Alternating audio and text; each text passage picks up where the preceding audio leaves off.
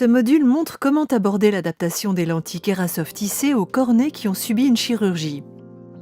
Sont compris dans cette catégorie les cas post-greffe, les cornées qui ont subi l'un des types de chirurgie réfractive et l'insertion d'un anneau intracornéen. Certaines cornées ont pu subir plusieurs chirurgies. Ces cornées n'ont plus une forme régulière et généralement il n'y a pas de corrélation entre la réfraction obtenue et la forme cornéenne actuelle. Ce module utilisera des techniques d'évaluation et des stratégies d'adaptation exposées dans la section principale d'adaptation, ce qui implique de voir d'abord ces modules si ce n'est pas déjà fait. Classiquement, les cornées post-chirurgie ont une forme à géométrie inversée, en ce qu'elles sont plus plates au centre qu'en périphérie. Il est important de comprendre que ce n'est en aucune façon une règle fixe. Les cornées post-chirurgie peuvent avoir n'importe quelle forme et il faut donc les aborder sur une base de cas par cas. La topographie ne va cartographier précisément que les 8 mm centraux de la cornée. À partir de cette mesure, vous pouvez déduire que la zone centrale est plate, cambrée, extasique ou déformée. Les valeurs de kératométrie peuvent également provenir de la topographie et elles donneront une indication de la courbure centrale de la cornée. La technique d'observation du profil cornéen est utilisée pour visualiser la forme cornéenne globale et elle confirmera si la forme est de géométrie inversée ou non. Pour les cornées post-chirurgie, une lentille à périphérie standard peut fournir une adaptation optimale et il faut essayer ces lentilles en premier. Pour commencer l'adaptation, évaluez la lentille la plus appropriée à essayer en premier. Si la courbure de la cornée centrale est dans l'intervalle normal à plat, commencez alors avec la lentille 8,60 STD.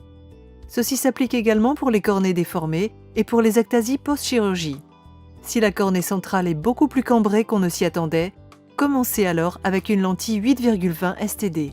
Observez la lentille immédiatement après l'insertion pour voir si elle s'adapte de façon optimale et si l'acuité visuelle est stable, et suivre les instructions du Morocco. Des lentilles qui ne s'adaptent pas de façon optimale sur des cornées post-chirurgicales peuvent présenter des caractéristiques d'adaptation plus exagérées que celles décrites jusqu'ici. Ces caractéristiques peuvent fournir une information supplémentaire sur la forme de la cornée. Elles aideront dans le processus d'adaptation. Des bulles d'air en périphérie ou un bord de lentille qui gondole indiquent que la lentille touche à peine la périphérie. C'est un indicateur fort d'une cornée plus plate au centre et plus cambrée en périphérie. Si le patient trouve la lentille inconfortable dans une zone et que vous pouvez confirmer une compression des vaisseaux conjonctivaux ou une indentation de la conjonctive, la lentille est alors serrée et cela montre que la périphérie cornéenne est plate dans cette zone. Si une grosse bulle d'air est coincée sous le centre de la lentille, cela indique que la lentille est serrée et l'acuité visuelle sera également faible. Ceci peut montrer que la cornée est plate ou déprimée au centre. À partir de ces observations, il est possible d'identifier des zones spécifiques de la cornée, cambrée ou plate. Si une lentille à périphérie standard ne s'adapte pas de façon optimale, la lentille peut être modifiée en resserrant ou aplatissant l'ensemble de la périphérie, ou juste un seul secteur de la périphérie, avec le contrôle d'adaptation par secteur. Tout d'abord, voyons comment résoudre un problème de lentille plate. Une lentille très plate va friser sur le bord et elle sera complètement instable. Dans ce cas, retirez immédiatement cette lentille et essayez des lentilles à périphérie standard plus cambrées. Si la lentille frise légèrement et qu'une surréfraction est possible, notez d'abord l'acuité visuelle et sa stabilité, car cette courbe de base peut être optimale. Resserrez la courbe de base jusqu'à ce que le frisotement soit éliminé et que la lentille ait une rotation minimale et un mouvement raisonnable en utilisant les indications du Morocco d'adaptation. Revérifiez l'acuité visuelle. Si elle est stable avant et après le clignement, la lentille à périphérie standard est adaptée de façon optimale. Cependant, si l'acuité visuelle est maintenant meilleure après le clignement, cette périphérie standard ne donne pas la combinaison requise d'adaptation optimale et d'acuité visuelle.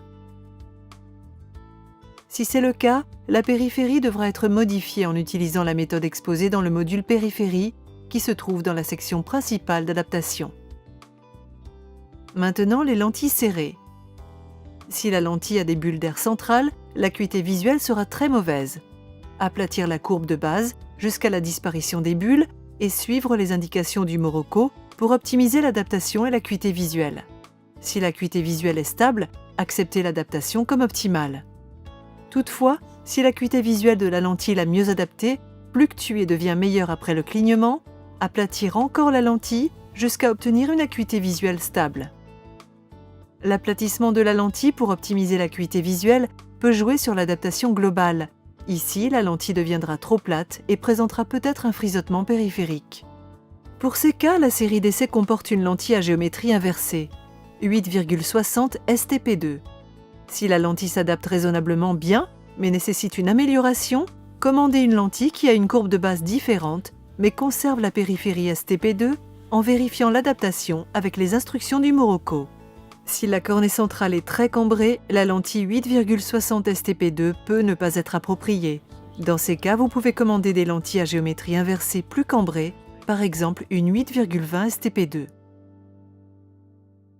Dans les cas où la forme de la cornée est très irrégulière, il se peut que vous ne puissiez pas obtenir une adaptation qui établisse un contact adéquat sur toute la périphérie en utilisant des lentilles standards ou des modifications de la périphérie entière.